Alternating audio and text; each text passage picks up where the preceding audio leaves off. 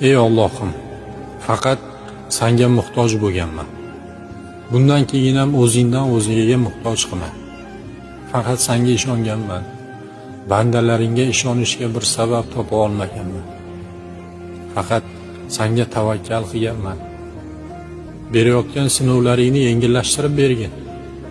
O'zing aytgansan, sabringdan ortig'ini bermayman.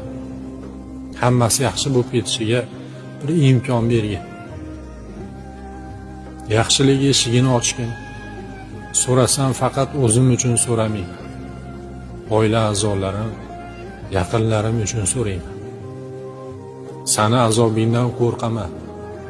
Ba'zida xato qilib, bandachilik qilib, gunoh yo'lga yuradigan bo'lsam, bir jazo bilan bu yo'ldan qaytargin. Senga qarshi chiqib, do'zaxingda yonishdan qo'rqaman. Ey Allohim, faqat